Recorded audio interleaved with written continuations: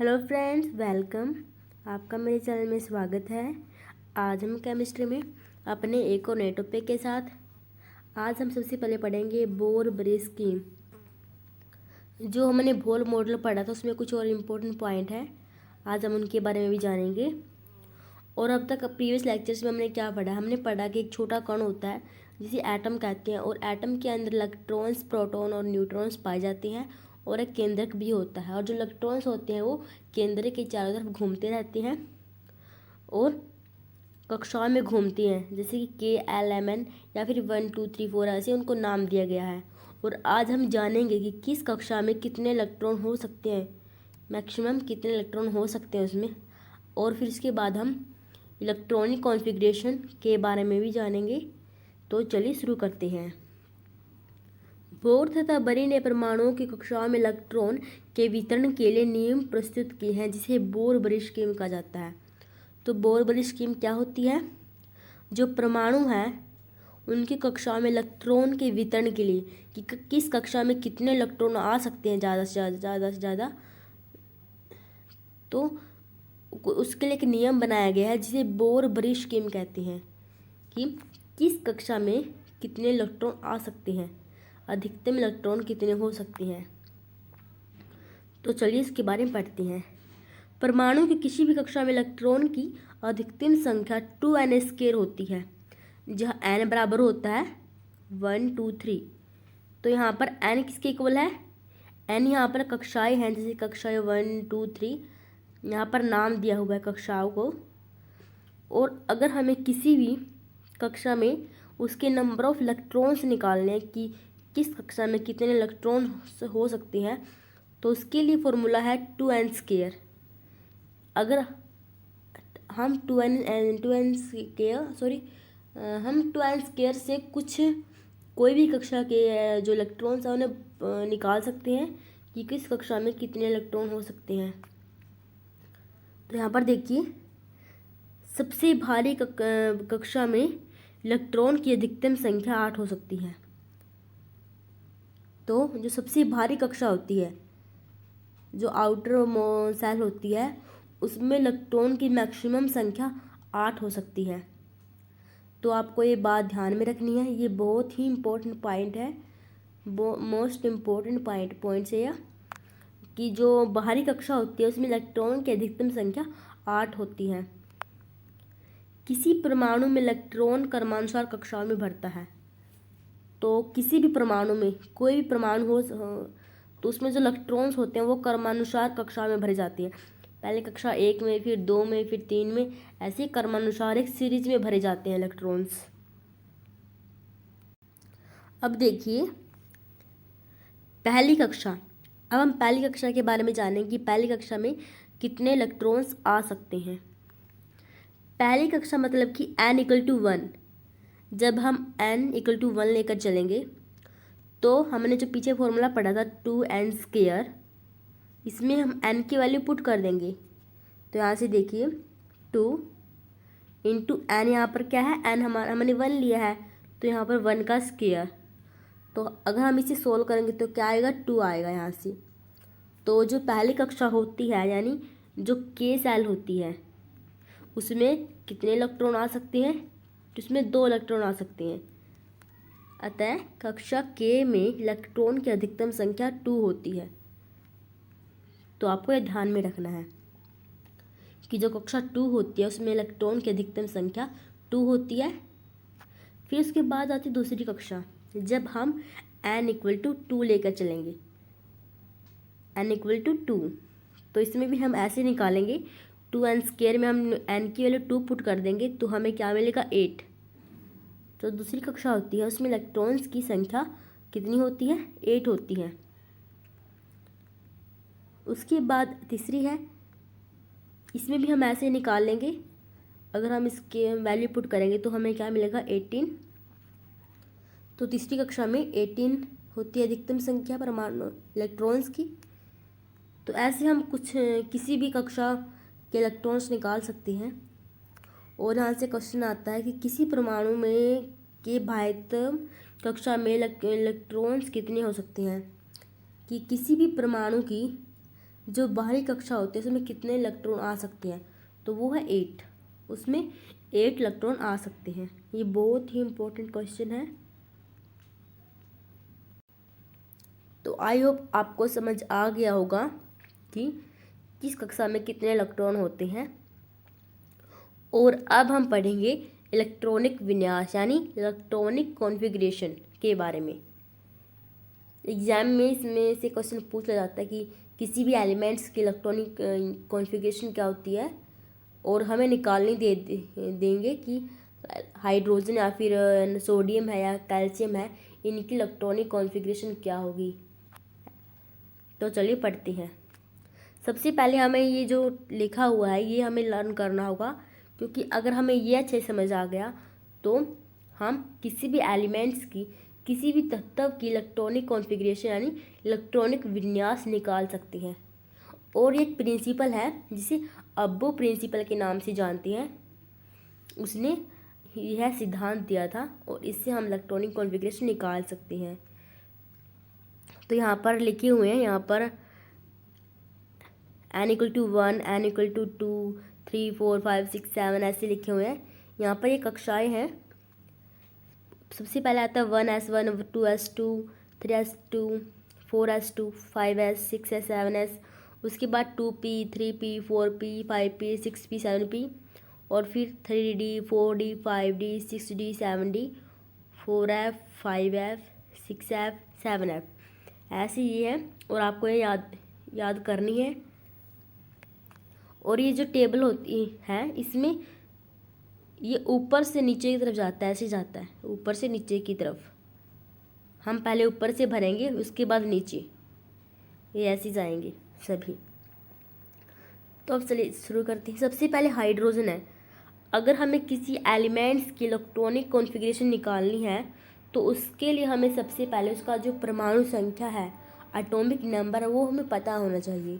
तो हाइड्रोजन की परमाणु संख्या कितनी होती है? 1 होती है। तो उसकी इलेक्ट्रॉनिक कॉन्फ़िगरेशन क्या होगी, चलिए देखते हैं। जो हाइड्रोजन होता है उसकी परमाणु संख्या होती है 1, और यहाँ पर सबसे पहले क्या है 1s2। इसमें अधिकतम 2 है, लेकिन हमें ज़रूरत कितनी की है? हाइड्रोजन हमारे पास 1 है, तो यहाँ पर कर देंगे 1s1, क्योंकि हमें सिर्फ एक ही भरना है, क्योंकि हाइड्रोजन की परमाणु संख्या 1 है। लेकिन यहाँ पर अधिकतम कितने आ सकते हैं? 2 आ सकती हैं, लेकिन हमें सिर्फ एक ही भरना है, तो यहाँ पर 1 आएगा। उसके बाद देखिए कार्बन है। उसके बाद कार्बन है। कार्बन का एटॉमिक नंबर कितना होता है? 6 होता है। कार्बन का एटॉमिक नंबर होता है 6। तो इसकी इलेक्ट्रॉनिक कॉन्फ़िगरेशन हमें निकालनी है। तो हम सबसे पहले भरेंगे 1s2। 2 हमारे यहाँ पर कंप्लीट हो गए। फिर इसके बाद 2s2, यहाँ पर हमारे 4 हो गए। और फिर उसके बाद हम जाएंगे 2p6 के पास। देखिए दोस्तों, जो कुछ बच्चे क्या करते हैं 2s2 से सीधा 3s2 पर चले जाते हैं, लेकिन ऐसा नहीं होता। हमें ऊपर से भरना शुरू करना, हमें ऊपर से स्टार्ट करना होता है। उसके बाद हम 2p6 में भरेंगे। तो 2p में कितने आ सकते हैं? अधिकतम 6 आ सकते हैं, लेकिन हमें कितने चाहिए? हमें सिर्फ 2 चाहिए, क्योंकि हमारे कार्बन की जो परमाणु संख्या वो 6 है और 2 यहाँ पर पूरे हो गए, इसलिए हम 2p में सिर्फ 2 ही फिल करेंगे। तो यहाँ पर क्या आएगी इलेक्ट्रॉनिक कॉन्फ़िगरेशन? 1s2, 2s2 और 2p2, 2p2 आएगा। सॉरी, मैंने यहाँ पर 6 लिख दिया है, लेकिन यहाँ पर 6 नहीं आएगा, यहाँ पर 2 ही आएगा। 1s2, 2s2, 2p2, क्योंकि जो कार्बन है उसकी परमाणु संख्या 6 है, इसलिए हमें 6 ही फिल करने इलेक्ट्रॉन्स। उसके बाद सोडियम है। सोडियम की जो परमाणु संख्या होती है वो होती है 11। सोडियम की परमाणु संख्या होती है 11। तो चलिए शुरू करते हैं। तो सबसे पहले हम भरेंगे 1s2, उसके बाद 2s2, फिर हम 2p6 पे जाएंगे। तो यहाँ पर देखिए कितने हो गए इलेक्ट्रॉन्स? 6 यहाँ पर और 2 यहाँ पर, 2 यहाँ पर, 10 हो गए। उसके बाद हम आएंगे 3s2 पे। 3s में कितना आ सकते हैं अधिकतम? इसमें 2 आ सकते हैं, लेकिन हमें सिर्फ एक ही चाहिए, क्योंकि यहाँ पर एक करने पर हमारे 11 पूरे हो जाएंगे, इसलिए हम 3s2 में सिर्फ 1 फिल करेंगे। तो यहाँ पर आएगा हमारा 1s2, 2s2, 2p6, 3s1। S में जो एस होता है उसमें अधिकतम कितने आ सकते हैं, 2 आ सकते हैं, लेकिन हमने यहाँ पर एक ही फिल किया है, क्योंकि यहाँ पर हमारे जो 11 हैं वो पूरे हो जाते हैं नंबर्स। उसके बाद है कैल्शियम। जो कैल्शियम होता है उसका एटॉमिक नंबर होता है 20। तो चलिए इसकी इलेक्ट्रॉनिक कॉन्फ़िगरेशन देखते हैं। तो यहाँ पर सबसे पहले हम जाएंगे 1s2 में, उसके बाद 2s2, फिर 2p6 और फिर 3s2। यहाँ पर देखिए कितने हो गए हमारे, 6, 2, 8, 10 और 2 12।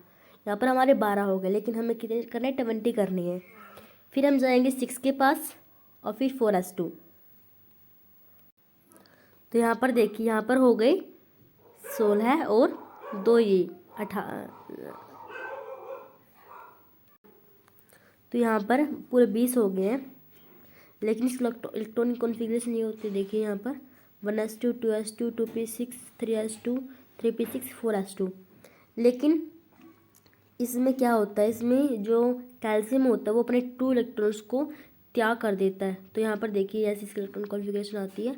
यहाँ पर +2 डबल पॉजिटिव चार्ज आ जाता है, क्योंकि जो कैल्शियम होता है वो अपने 2 इलेक्ट्रॉन्स का त्याग कर देता है। इसी प्रकार यहाँ पर आयरन की ये इलेक्ट्रॉनिक कॉन्फ़िगरेशन दी हुई है, और फिर क्रोमियम की और कॉपर की भी यहाँ पर दी हुई है। तो आपको सिर्फ 1 to 30 ही एलिमेंट्स की इलेक्ट्रॉनिक कॉन्फ़िगरेशन याद रखनी है, क्योंकि 1 से 30 ही पूछते हैं एग्जाम में। अब आता है हमारा एक और नया टॉपिक, किसी भी तत्व के इलेक्ट्रॉन, प्रोटॉन, न्यूट्रॉन की संख्या निकालना। किसी भी तत्व में इलेक्ट्रॉन्स, प्रोटॉन और न्यूट्रॉन की संख्या ज्ञात करना। तो हम कैसे ज्ञात कर सकते हैं? सबसे पहले देखिए यहाँ पर सोडियम है, हमें पता है सोडियम की परमाणु संख्या 11 होती है, परमाणु संख्या 11 होती है, और उसका परमाणु भार होता है वो कितना होता है, या फिर परमाणु द्रव्यमान जिसे हम ए से डिनोट करते हैं वो होता है 23। तो हम इसे कैसे लिख सकते हैं? देखिए हम इसे ऐसे लिखते हैं Na, जो कि इसका सोडियम का सिंबल होता है। फिर नीचे हम लिखते हैं परमाणु संख्या, और ऊपर हम लिखते हैं द्रव्यमान संख्या। नीचे परमाणु संख्या और ऊपर द्रव्यमान संख्या। तो सोडियम की परमाणु संख्या 11 है और परमाणु द्रव्यमान 23 है। इसमें इलेक्ट्रॉन, प्रोटॉन एवं न्यूट्रॉन की संख्या क्रमशः होगी। तो यहाँ पर देखिए जो परमाणु संख्या होती है वो इक्वल होती है प्रोटॉन के।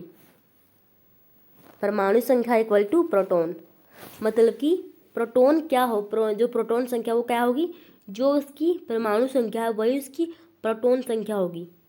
तो परमाणु संख्या क्या है 11, तो उसकी प्रोटॉन संख्या भी क्या होगी 11, क्योंकि जो प्रोटॉन संख्या है वो परमाणु संख्या के इक्वल होती है। और इसी प्रकार देखिए जो प्रोटॉन है वो इलेक्ट्रॉन के इक्वल होते हैं, किसके अकॉर्डिंग, थॉमसन के अकॉर्डिंग, क्योंकि थॉमसन ने ही तो एटम के बारे में बताया था। तो जो प्रोटॉन होती हैं वो इलेक्ट्रॉन से इक्वल होती हैं। तो हमें पता है जो प्रोटॉन है वो 11 है, तो ऑब्वियसली इलेक्ट्रॉन्स भी 11 हो गए, sorry electrons not neutrons, electrons भी 11 होंगे, प्रोटॉन भी 11 हो गए और इलेक्ट्रॉन भी 11 हो गए। और आपको ये ध्यान में रखना है कि जो परमाणु संख्या होती है वो प्रोटॉन के इक्वल होती है, और जो प्रोटॉन होता है वो इलेक्ट्रॉन से इक्वल होता है। इसलिए प्रोटॉन भी 11 हो गए और इलेक्ट्रॉन्स भी 11 के बराबर हैं। अब बात आती है न्यूट्रॉन की। हम न्यूट्रॉन कैसे निकाल सकते हैं? न्यूट्रॉन निकालने का फॉर्मूला होता है परमाणु भार में से परमाणु संख्या को माइनस कर देना। तो परमाणु भार और परमाणु संख्या के अंतर को ही न्यूट्रॉन कहते हैं। तो यहाँ पर परमाणु भार कितना है 23 है और परमाणु संख्या 11, तो यहाँ से हमारा क्या आ गया यहाँ से आ गया 12। तो जो न्यूट्रॉन है वो कितने हैं? 12 हैं। जो न्यूट्रॉन संख्या है वो कितनी है? 12। इसी प्रकार यहाँ पर आयरन का निकाला हुआ है प्रोटॉन संख्या, देखिए यहाँ पर 26 है और इलेक्ट्रॉन्स भी 26 है, और न्यूट्रॉन यहाँ पर परमाणु संख्या और परमाणु भार का अंतर है 30। और इसी प्रकार देखिए जो कॉपर है उसका भी निकाला हुआ है प्रोटॉन संख्या, इलेक्ट्रॉन संख्या और न्यूट्रॉन। तो ये था आज का हमारा लेक्चर, जिसमें हमने इलेक्ट्रॉनिक कॉन्फ़िगरेशंस के बारे में जाना और जाना कि हम किसी भी तत्व के इलेक्ट्रॉन, प्रोटॉन और न्यूट्रॉन को कैसे निकाल सकते हैं। अगर आपको वीडियो पसंद आया तो प्लीज़ वीडियो को लाइक करें, चैनल को सब्सक्राइब करें। Thanks for watching.